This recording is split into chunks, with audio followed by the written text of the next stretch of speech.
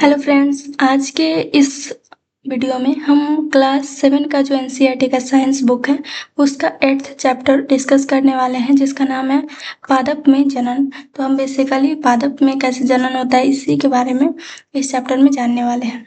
तो अगर हम बात करें जनन की कि जनन क्या होता है, तो माता पिता से संतति का जो जन्म होता है उसी को क्या कहा जाता है, जनन कहा जाता है। तो पहला जो टॉपिक है इसमें कि जनन की विधियां क्या होती है।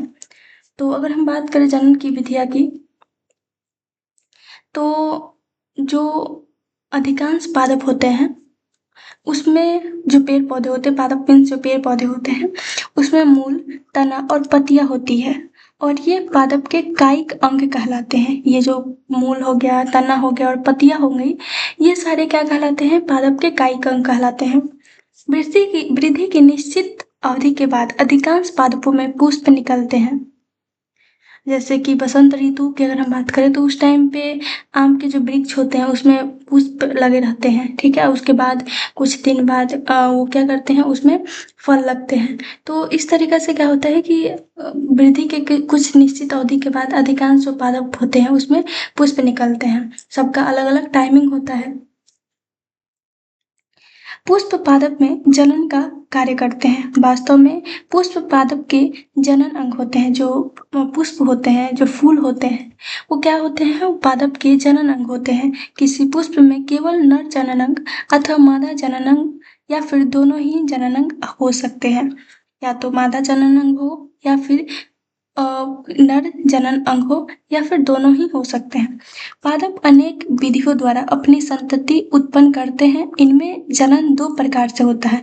एक तो होता है अलैंगिक जनन और एक होता है लैंगिक जनन। तो अगर हम अलैंगिक जनन की बात करें तो अलैंगिक जनन जो होते हैं उसमें पादप बिना बीजों के ही नए पादप को उत्पन्न करते हैं, जबकि लैंगिक जनन में नए पादप बीजों से प्राप्त होते हैं। तो अगर हम बात करें लैंगिक जनन की, तो उसमें उसमें कैसे होता है जनन, उसमें बीजों से प्राप्त होता है। और लैंगिक जनन की बात करें तो बीजों के बिना ही नए बीजों के बिना ही पादप उत्पन्न कर सकते हैं। तो अब हम इसको डिटेल में पढ़ेंगे लैंगिक जनन के बारे में। अलैंगिक जनन क्या होता है, तो अगर हम बात करें अलैंगिक जनन की, तो अलैंगिक जनन में हमने बताया कि उसमें क्या होता है, बिना बीजों के ही पादप उत्पन्न कर सकते हैं। अलैंगिक जनन में नए पादप बीजों अथवा बीजाणुओं के उपयोग के बिना ही उगाए जाते हैं।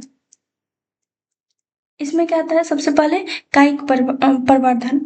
यह एक प्रकार का क्या है, अलैंगिक जनन है, जिसमें पादप के मूल, तने, पत्ती अथवा कली जो होते हैं, जैसे किसी कायिक अंग द्वारा नया पादप प्राप्त किया जाता है। चूंकि जनन पादप के कायिक भागों में होता है, अतः इसे कायिक प्रवर्धन कहा जाता है।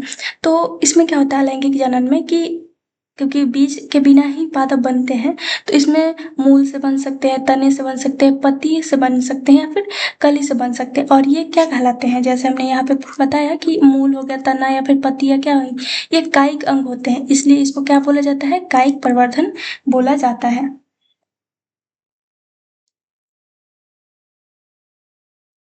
जैसे हम गुलाब या फिर कोई चंपा का जो पौधा होता है, उसकी एक शाखा को हम अगर देखें तो उसकी एक शाखा को हम काट देते हैं, ठीक है, जिसको पर्व संधि बोलते हैं। और पर्व संधि जो होता है, तने या शाखा का वह भाग होता है जहाँ से पत्ती निकलती है। शाखा के इस टुकड़े को कर्तन या कलम कहते हैं, और इसके अगर इसको हम मिट्टी में दबा देते हैं तो क्या होता है, वो पादप बन जाता है, उसमें बीज की जरूरत नहीं पड़ती है। तो ये बेसिकली क्या है, एक अलैंगिक जनन का उदाहरण हो गया।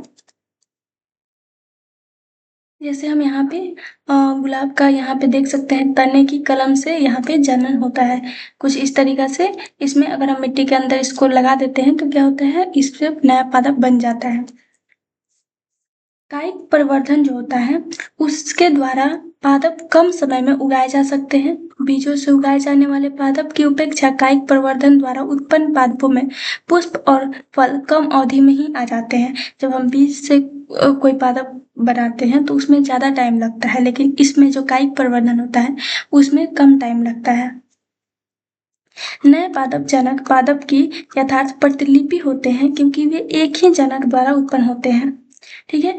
मतलब जैसा वो अगर मान लेते हैं गुलाब का फूल हम लगा रहे हैं तो गुलाब का फूल ही होगा, गुलाब का पौधा अगर हम लगा रहे हैं तो गुलाब का पौधा ही बनेगा। ये नहीं कि गुलाब से चंपा बनाया जा सकता है। तो इसका मतलब कि जो नए पादप होते हैं वो जनक पादप की प्रतिलिपि ही होते हैं, क्योंकि वो एक ही जनक द्वारा उत्पन्न होते हैं। नेक्स्ट अगर हम बात करें तो वो है मुकुलन। मुकुलन की अगर हम बात करते हैं तो जैसे हमने ईस्ट के बारे में ऑलरेडी पढ़ा है, ठीक है।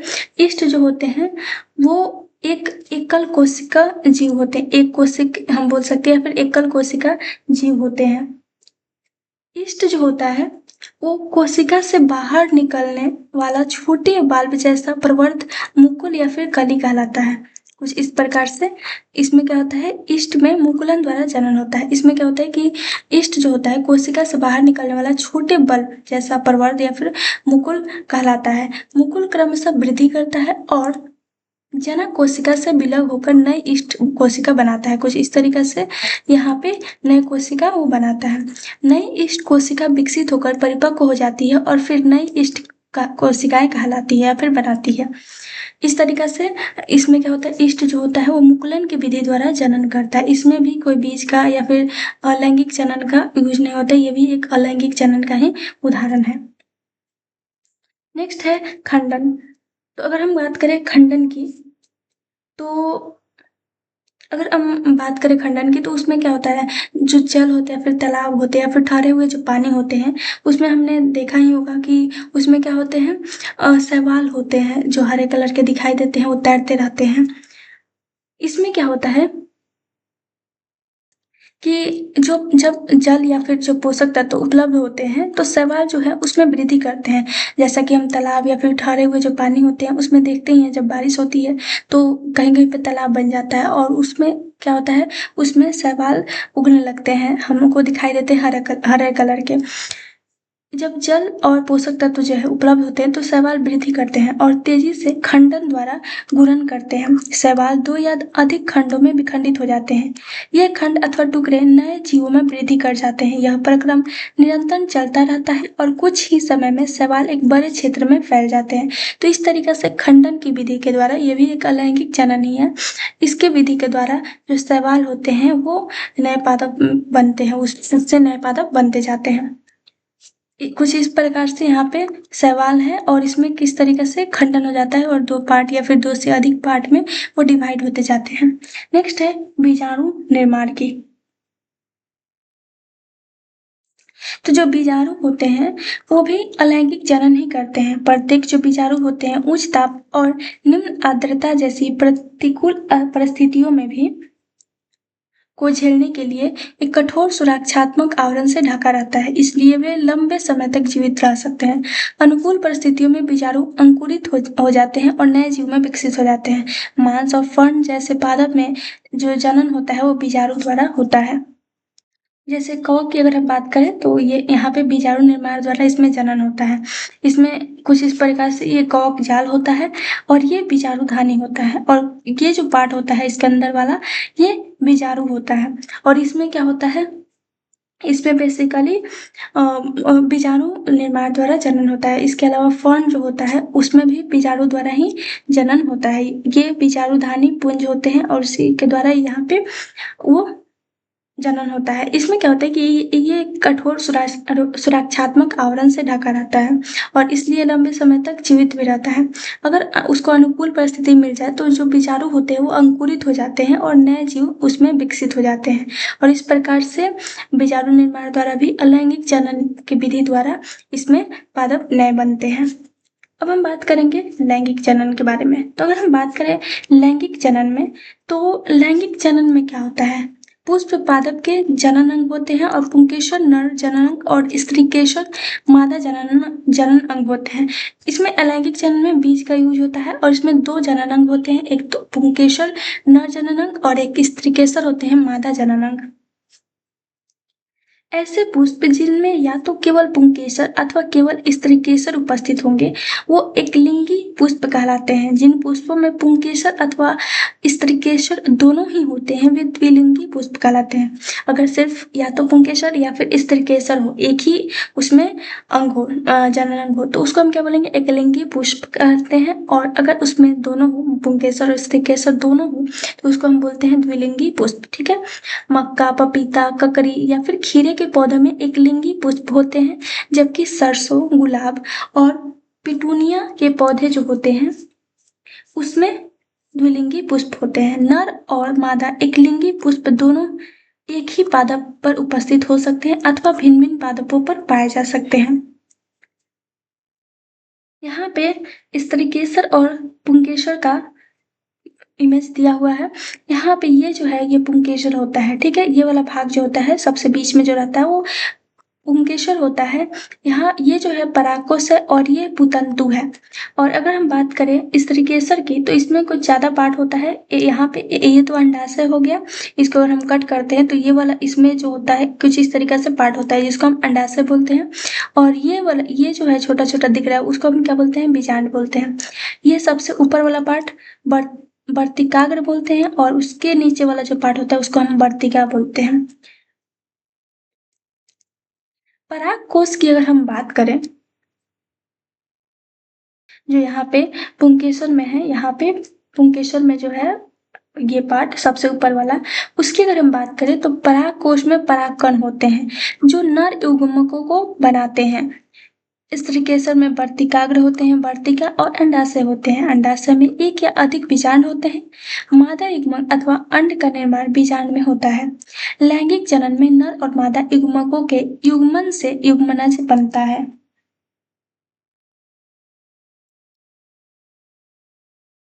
अब हम बारी बारी से उसको डिस्कस करेंगे। तो सबसे पहले हम बात करेंगे परागकण के बारे में। तो अगर हम बात करें परागकण की तो सामान्यतः जो परागकणों में दृढ़ सुरक्षात्मक आवरण होता है वो उन्हें सूखने से बचाता है, क्योंकि परागकण हल्के होते हैं और अंततः वह वायु अथवा जल द्वारा बाहर बहाकर ले जा सकते हैं, क्योंकि वो बहुत हल्के होते हैं। पुष्पों पर बैठने वाले कीटों के शरीर पर परागकण चिपक जाते हैं। जब कीट उसी प्रकार के किसी अन्य पुष्प पर बैठते हैं तो पुष्प के वर्तिकाग्र पर कुछ परागकण गिर जाते हैं। परागकणों का परागकोश से पुष्प के वर्तिकाग्र पर स्थानांतरण परागकण कहलाता है। यदि परागकण उसी पुष्प के वर्तिकाग्र पर गिरते हैं तो उसे स्वपरागकण कहते हैं। जब पुष्प के परागकण उसी पादप के किसी अन्य पुष्प के वर्तिकाग्र पर गिरते हैं तो उसे पर परागण कहते हैं। जैसे कि हम यहाँ पे इमेज में देख सकते हैं पुष्प में कैसे परागण होता है।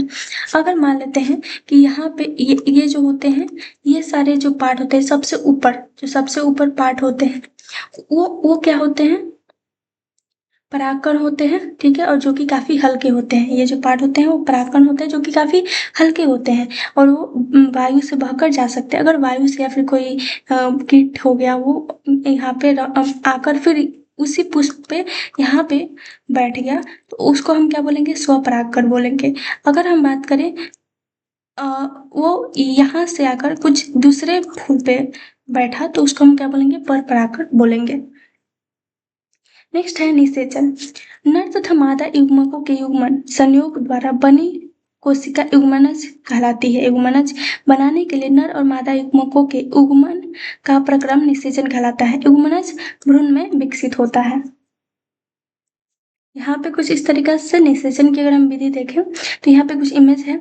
इसमें क्या होता है, ये जो है ये क्या है, अंड कोशिका है और ये परागनलिका है और ये युग्मनज निर्माण है। ठीक है। यहाँ पे युग्मनज कुछ इस प्रकार से निर्माण होते रहता है और उसके बाद यहाँ पे अंकुरित होता जो परागकण है वो बाहर निकलता है। नेक्स्ट है फल और बीज का विकास कैसे होता है। तो जब निषेचन होता है उसके पश्चात अंडाशय फल में विकसित हो जाता है, जबकि पुष्प के अन्य भाग मुरझाकर गिर जाते हैं। परिपक्व हो जाने पर अंडाशय फल के रूप में विकसित हो जाता है। बीजांड से बीज विकसित होते हैं। बीज में एक भ्रूण होता है जो सुरक्षात्मक बीजावरण के अंदर रहता है। कुछ फल गूदेदार और रसीले होते हैं जैसे कि आम हो गया, सेब हो गया, फिर संतरा।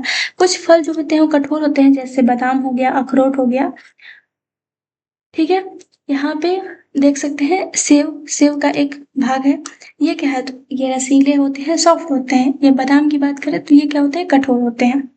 नेक्स्ट है बीज प्रकीर्णन।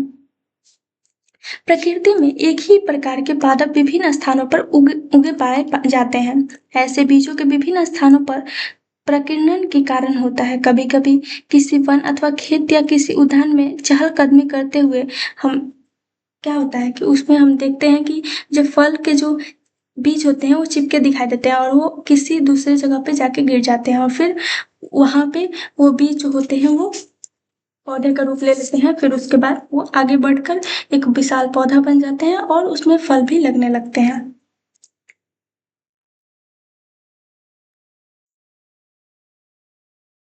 उसी को हम क्या बोलते हैं, बीज प्रकीर्णन बोलते हैं। प्रकृति में पादप के फलों और बीजों का प्रकीर्णन पवन, जल और जंतुओं द्वारा होता है।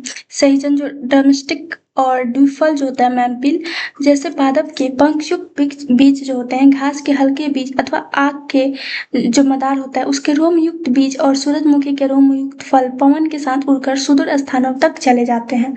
कुछ बीज जल द्वारा प्रकीर्णित हो जाते हैं। ऐसे बीजों अथवा फलों के आवरण स्पंजी अथवा तंतुमय होते हैं ताकि वे जल में प्लवन करते हुए एक स्थान से दूसरे स्थान तक जा सके। उदाहरण के लिए नारियल हो गया। कुछ बीज जो होते हैं जंतुओं द्वारा प्रकीर्णित होते हैं, विशेष रूप से कटंकी जो कांटेदार बीज होते हैं जिनमें हुक जैसी संरचनाएं होती हैं जिससे बीज जंतुओं के शरीर से चिपक जाते हैं और स्थानों तक ले दुरुस्त स्थानों तक ले जाते हैं। इस इनके उदाहरण जो है वो हो जाएंगे उरेना, यूरेना या फिर जैंथियम। ये क्या है, ये बेसिकली जैंथियम है। ये जब जंतु चलते हैं क्योंकि वो सब कहाँ पे रहते हैं, जंगल में रहते हैं, जहाँ पे पेड़ पौधा रहता है वहीं पे रहते हैं, तो वो जो इनका जो कांटेदार टाइप का इसका बाहर का ये रहता है और ये जो रहता है वो चिपक जाता है उनके शरीर पे जो जीव जंतु होते हैं और फिर जाकर कहीं और पे गिर जाते हैं जिससे क्या होता है, प्रकीर्णन होता है। कुछ पौधों के फल झटके के साथ फट जाते हैं जिसके अंदर जो बीज स्थित रहते हैं वो बीज प्रकीर्णित हो जाते हैं। बीज जनक पादप से दूर जाकर गिरते हैं। एरंड और बालसम के पादपों में ऐसा होता है। तो इस प्रकार से क्या होता है कि बीज जो होता है इधर उधर चल जाते हैं और उससे प्रकीर्णन की विधि हो जाती है और नए पादप अलग जगह पे पाए जाते हैं। अब ये जो टॉपिक था लास्ट टॉपिक था, अब कुछ हम इम्पोर्टेंट पॉइंट देख लेते हैं। पहला है कि सभी जीव अपने किस्म को बनाए रखने के लिए जनन या फिर गुणन करते हैं। पादप में जनन दो प्रकार से होता है, लैंगिक और अलैंगिक। लैंगिक अलैंगिक जनन की कुछ विधियां खंडन, मुकुलन, बीजाणु निर्माण और कायिक प्रवर्धन है। लैंगिक जनन में नर और मादा युग्मकों का युग्मन होता है। कायिक प्रवर्धन में पत्तियां, तना, मूल जैसे कायिक भागों से नए पादप उगाए जाते हैं। पुष्प पादप का जनन अंग है। एकलिंगी पुष्प में या तो नर अथवा मादा जनन अंग होते हैं। द्विलिंगी पुष्प में नर या मादा दोनों जनन अंग होते हैं। नर युग्मक परागकणों के अंदर और मादा युग्मक बीजांड में पाए जाते हैं। किसी पुष्प के परागकोश से उसी पुष्प अथवा किसी अन्य पुष्प के वर्तिकाग्र तक परागकणों के स्थानांतरण का प्रक्रम जो होता है परागकण कहलाता है। परागकण दो प्रकार का होता है, स्वपरागकण और परपरागकण। स्वपरागकण में परागकण परागकोश से उसी पुष्प के वर्तिकाग्र पर स्थानांतरित होते हैं और परपरागकण में परागकण एक पुष्प के परागकोश से उसी प्रकार के दूसरे पुष्प के वर्तिकाग्र पर स्थानांतरित होते हैं। परागकण पवन, जल और कीटों के द्वारा हो सकता है। नर और मादा युग्मकों का युग्मन निषेचन कहलाता है। निषेचित अंड युग्मनज कहलाता है और युग्मनज का विकास भ्रूण में होता है। फल एक परिपक्व अंडाशय है जबकि बीजांड बीज में विकसित होता है। बीज में विकासशील भ्रूण होता है। बीजों का प्रकीर्णन पवन, जल और जंतुओं के द्वारा होता है। बीज प्रकीर्णन एक ही स्थान पर पादप की अधिक संख्या की वृद्धि को रोकने, सूर्य के प्रकाश, जल और खनिजों के लिए प्रतिस्पर्धा को कम करने और नए आवासों के अधिग्रहण में सहायक होता है। तो ये कुछ इंपॉर्टेंट पॉइंट था। अब हम बात करते हैं क्वेश्चन के बारे में। जितने भी क्वेश्चन है उसको हम सॉल्व करते हैं। तो सबसे पहला क्वेश्चन है, रिक्त स्थान की पूर्ति करना है। जनक पादप के कायिक भागों से नए पादप के उत्पादन का प्रक्रम जो है वो यहाँ पे रिक्त स्थान कहलाता है, तो कायिक प्रवर्धन कहलाता है। नेक्स्ट है, ऐसे पुष्पों को जिनमें केवल नर और मादा जनन अंग होता है वो एकलिंगी पुष्प कहलाता है। ठीक है, उसके बाद है पराग कणों का उसी अथवा उसी प्रकार के अन्य पुष्प के परागकोश से वर्तिकाग्र पर स्थानांतरण का प्रक्रम यहाँ पे परागकण कहलाता है। नेक्स्ट है नर और मादा युग्मकों का युग्मन निषेचन कहलाता है। बीज प्रकीर्णन पवन और जल जंतुओं के द्वारा होता है। नेक्स्ट क्वेश्चन है कि अलैंगिक जनन की विभिन्न विधियों का वर्णन कीजिए, प्रत्येक का उदाहरण दीजिए। तो सबसे पहला है कायिक प्रवर्धन, मतलब कि पेड़ के पौधे के जो जड़ होते हैं, तना होता है, पत्ती होते हैं, जैसे कायिक भागों से नया पौधा उगाना, जैसे आलू हो गया या फिर गुलाब हो गया। नेक्स्ट है मुकुलन, तो जनक के शरीर पर एक छोटा उभार जो होता है या फिर मुकुल बनता है जो अलग होकर नया जीव बनता है, जैसे ईस्ट हो गया। फिर खंडन की बात करें तो शरीर का जीव का जो शरीर होता है 2 या अधिक खंड में टूट जाता है और हर खंड नया जीव बनता है, जैसे कि शैवाल हो गया। उसके बाद अगर बात करें बीजाणु निर्माण की, तो प्रतिकूल परिस्थितियों में हवा में तैरते बीजाणु नए पौधे के रूप में विकसित होते हैं, जैसे कॉक हो गया, फिर फफूंद हो गया। नेक्स्ट है क्वेश्चन की पादपों में अलैंगिक जनन के प्रक्रम को समझाइए। तो सबसे पहला है युग्मक निर्माण, पुष्प के नर भाग में जो पुंकेसर होता है उसमें परागकण बनते हैं और मादा भाग स्त्री केसर में अंडाशय में अंड अथवा मादा युग्मक बनता है। परागकणों का परागकश से निकलकर स्त्री केसर के वर्तिकाग्र तक पहुंचने की जो क्रिया होती है वो परागकण कहलाती है। ठीक है, उसके बाद आता है निषेचन। वर्तिकाग्र पर पहुंचने के बाद नर युग्मक अंडाशय में जाकर मादा युग्मक से संलयित मतलब कि मिल जाता है, जिससे युग्मनज बनता है। उसके बाद आता है फल और बीजों का बनना, मीन्स निषेचन के बाद अंडाशय फल में बदल जाता है और बीजांड से बीज विकसित होते हैं। नेक्स्ट है कि लैंगिक और लैंगिक जनन के बीच में प्रमुख अंतर बताना है। तो सबसे पहले है कि लैंगिक जनन में केवल एक जनक की आवश्यकता होती है, जबकि लैंगिक जनन की बात करें तो इसमें 2 जनक की आवश्यकता होती है।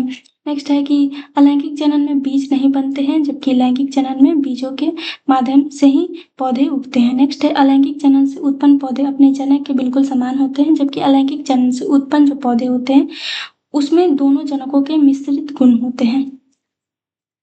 नेक्स्ट है स्वपरागकण और परपरागकण के बीच अंतर बताएं। तो अगर हम बात करें स्वपरागकण और परपरागकण के बीच अंतर की, तो वो हो जाएगा स्वपरागण में क्या होता है, परागकण उसी पुष्प के वर्तिकाग्र पर गिरते हैं और उसके और जो पर परागण होता है उसमें उसी पौधे या दूसरे पौधे के अन्य पुष्प पर गिरते हैं जो परागकण होते हैं। उसके बाद दूसरा उसका अगर हम अंतर की बात करें तो हो जाएगा कि स्वपरागकण में बाहरी माध्यम की आवश्यकता नहीं होती है, लेकिन पर परागण में बाहरी माध्यम जैसे वायु, जल या फिर कीट जैसे माध्यम की आवश्यकता होती है। नेक्स्ट है पुष्पों में निषेचन का प्रक्रम किस प्रकार संपन्न होता है। तो सबसे पहले क्या होता है, परागकण का अंकुरन होता है, मीन्स परागकण के बाद वर्तिकाग्र पर परागकण अंकुरित होता है। उसके बाद परागनली का विकास होता है। परागकण में एक लंबी परागनली निकलकर वर्तिका से नीचे बढ़ती है। उसके बाद बीजांड तक पहुंचना, यह नली अंडाशय के अंदर उपस्थित बीजांड तक पहुंचती है। उसके बाद आता है युग्मकों का संलयन, नली से नर युग्मक निकलकर मादा युग्मक से मिल जाते हैं। फिर युग्मनज का निर्माण होता है, इस मिलाप से निषेचन पूरा होता है और युग्मनज बनता है। तो इस प्रकार से क्या होता है, पुष्पों में निषेचन का प्रक्रम होता है। नेक्स्ट है बीजों के प्रकीर्णन की विभिन्न विधियों का वर्णन कीजिए। तो सबसे पहले पवन द्वारा हो सकता है कि हल्के जो पंख युक्त बीज होते हैं वो हवा से दूर उड़ जाते हैं, और इसका उदाहरण हो जाएगा जैसे मैपिल हो गया या फिर आँख हो गया। नेक्स्ट है जल द्वारा, जैसे तैरने वाले जो बीज होते हैं पानी के बहाव से बह जाते हैं, जैसे नारियल हो गया। नेक्स्ट है जंतुओं द्वारा, हुक या फिर जो कांटे वाले जो बीज होते हैं जंतुओं के बालों से चिपक जाते हैं, जैसे जैंथियम हो गया। उसके बाद झटके से फटने वाले पौधे जो जैसे फल अचानक फटते हैं और बीज दूर बिखर जाते हैं, जैसे एरंड हो गया, फिर बालसम हो गया। नेक्स्ट है कि मिलान करना है कॉलम ए को कॉलम दूसरे से। ठीक है, तो यहाँ पे क्या है, कली है, कॉलम ए में कली या फिर मुकुल, आंख, खंडन, पंख और बीजाणु।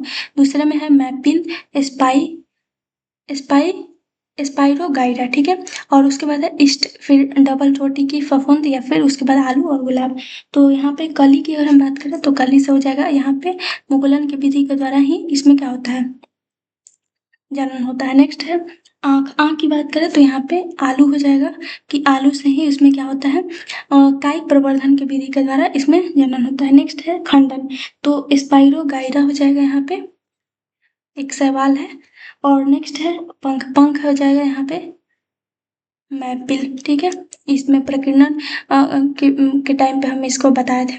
नेक्स्ट है बीजाणु। बीजाणु की बात करें तो यहाँ पे डबल रोटी के जो फफूंद होते हैं उसके द्वारा यहाँ पे जनन होता है। नेक्स्ट है सही विकल्प यहाँ पे चुनना है।